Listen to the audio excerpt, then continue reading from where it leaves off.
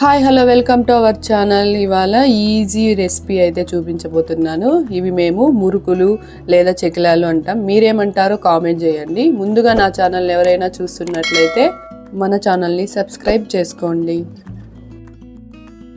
ముందుగా చెకిలాల కోసం stove on చేసుకొని ప్యాన్ పెట్టుకొని 2 కప్పుల వరకు శనగగింజలు తీసుకొని దోరగా వేయించి పక్కకు తీసుకుందాం.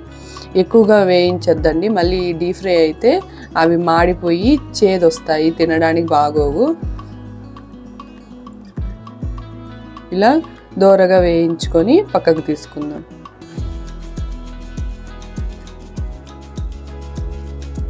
కొద్దిగా చల్లారాక మిక్సీ జార్లో వేసి మెత్తగా గ్రైండ్ చేసి పక్కకు తీసుకుందాం.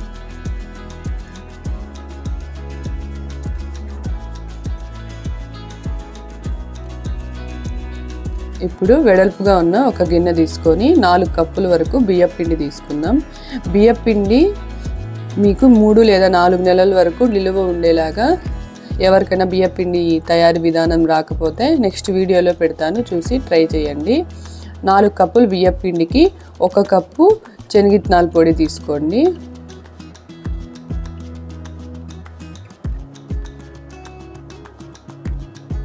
ఇందులోకే మన కారానికి సరిపడే కారపొడి, అలాగే మన టేస్ట్కి సరిపడే సాల్ట్.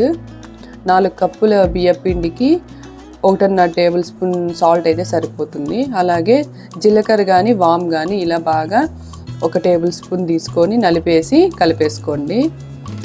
ఇలా మొత్తం ఒకసారి బాగా కలిసే విధంగా ఇలా కలుపుకోండి. ఇలా మొత్తం బాగా కలుపుకున్న తర్వాత ఇందులోకి కొద్దిగా నార్మల్ వాటరే వేస్తూ చపాతీ పిండి కంటే కొంచెం గట్టిగా కలిపి పక్కకు పెట్టుకుందాం.